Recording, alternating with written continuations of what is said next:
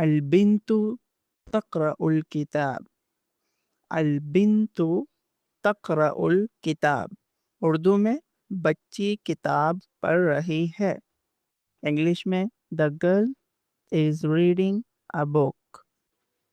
ایک اور اردو کا جملہ ہے بچہ اپنا ہوم ورک کر رہا ہے.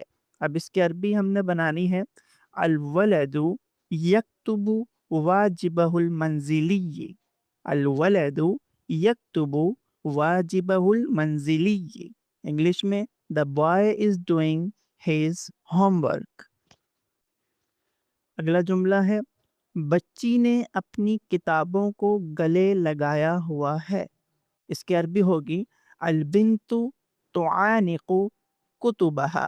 البنت تعانق کتبہا. The girl is hugging her books. اچھا اگلا جملہ ہے بچی اپنا ہوم ورک پینسل سے کر رہی ہے.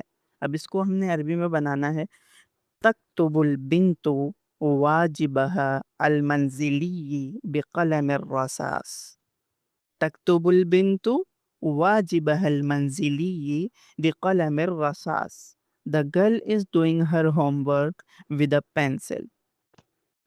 اگلا جملہ ہے بچے اور بچیاں ایک ساتھ کتاب پڑھ رہے ہیں.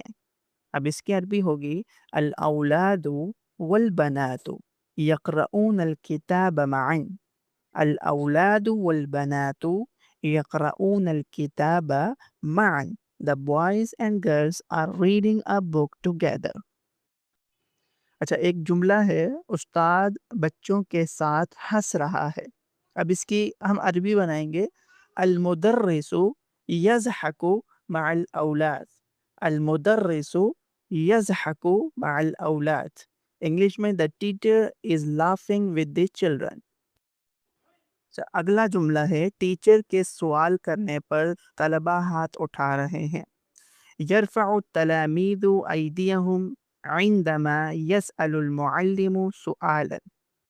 يرفع التلاميذ أيديهم عندما يسأل المعلم سؤالا. Students are raising their hands as the teacher asks a question. الأولاد والبنات يضحكون في الاحتفال. الأولاد والبنات يضحكون في الاحتفال. اردو میں بچے اور بچیاں پڑھ رہے ہیں اور ہنس رہے ہیں. انگلش میں اسے کہیں گے the children are happily studying together.